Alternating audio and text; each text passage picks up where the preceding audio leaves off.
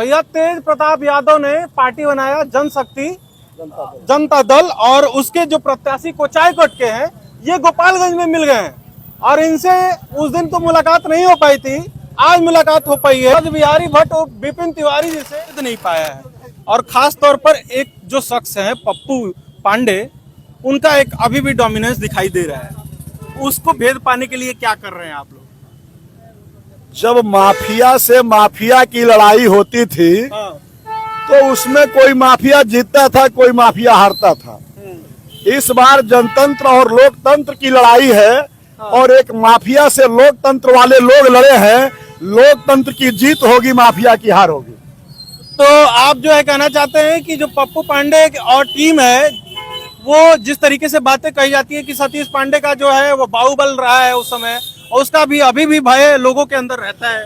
जनता मालिक है, जनता बाहुबली है, लोकतंत्र बाहुबली है। कोई पृथ्वी पर बाहुबली नहीं होता है। जनता जिसको चाहती है वो जीतता है, और वही बाहुबली है। अच्छा, इतने दिन में कोचाईकोट के मूलभूत क्या समस्याएं दिखी थी जिस पर सबसे पहले प्रमुख नजरें रहेंगी आपको? 5 बार से विधायक हमारे छोटे भाई हैं अमरेंद्र पांडे जी। हाँ।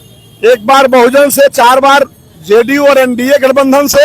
हाँ। लेकिन आज तक 5 साल में अगर आपने उनको सदन में बोलते हुए देखा हो तो बता दीजिए कि विधानसभा में कभी बोले हो। दूसरा, उनके आने के बाद सासा मूसा एगो फैक्ट्री था पूरे कोचाईकोट विधानसभा में, उन लोगों के आने के बाद बंद हुआ, ये भी जग जाहिर है।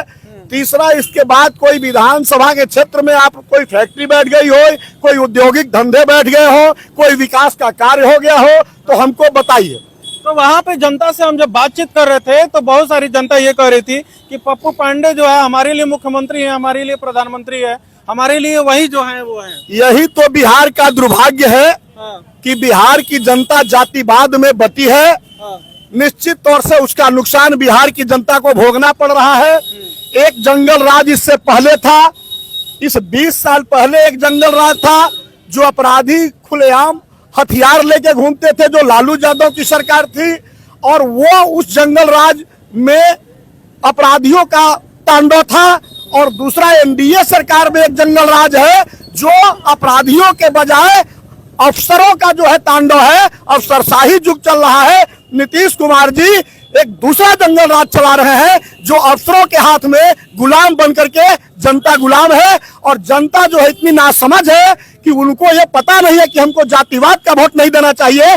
अगर उनके लायक कोई प्रत्याशी है, अगर उनके हिसाब से कोई कार्य करने वाला प्रत्याशी है, तो जातिपात से उठ करके, जातिवाद से उठ करके उसे मतदान करना चाहिए।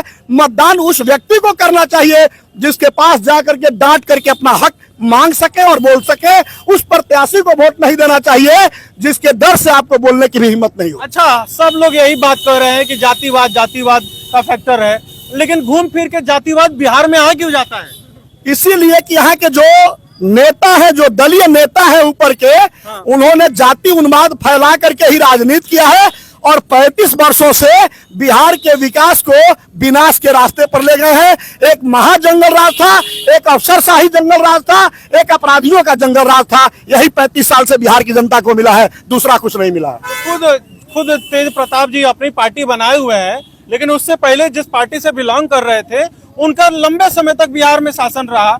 तत्कालीन समय में तो वो लोग कुछ नहीं कर पाए थे, और उस समय भी अभी भी जब भी इस तरीके से बात आ रही है कि तेजस्वी यादव का सरकार बन सकता है, तो लोग कह रहे हैं माफियों का राज होने लगेगा। जब जंगल राज लालू जी और राबड़ी जी का चल रहा था तो तेज प्रताप जी उस समय बच्चे थे, उस सत्ता में नहीं थे। एनडीए के साथ जब लालू जी 2 बार आए, उसी में एक क्रम वो विधायक बने, और विधायक बनने में उसी सरकार में शामिल थे। लेकिन उनका चरित्र ऐसा है कि उसी पीरियड में महुआ स्वास्थ्य मंत्री थे, और महुआ विधानसभा क्षेत्र में मेडिकल कॉलेज ला करके उन्होंने दिखाया वहां की जनता को कि मेरे अंदर दम है, और मैं विकास करने की तरफ बढ़ा हूं, विनाश करने की तरफ नहीं बढ़ा हूं।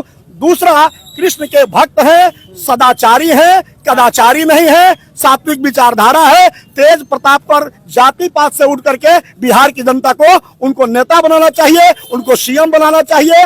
निश्चित तौर से बिहार का विकास होगा। तो ये थे हमारे साथ विपिन जी, जो कोचाईकोट के साथ जो है वो राजनीति कर रहे हैं। और इस बार देखने वाली बात होगी, जैसे इन्होंने कहा कि बिहार में राजनीतिकर जो जातिगत फैक्टर है उसको लेकर जो यहाँ पर जो नेतागण है वो हमेशा ध्रुवीकरण करते रहे हैं। इस बार इसको लेकर ये लोग जागरूक कर रहे हैं, लोगों को बता रहे हैं जाति पात से हटकर आप लोग वोट करिए। और इस बार देखने वाली बात होगी कि कोचायकोट की जनता इनके बातों से कितनी ज्यादा सहमत होती है। बहुत बहुत शुक्रिया, जय हिंद।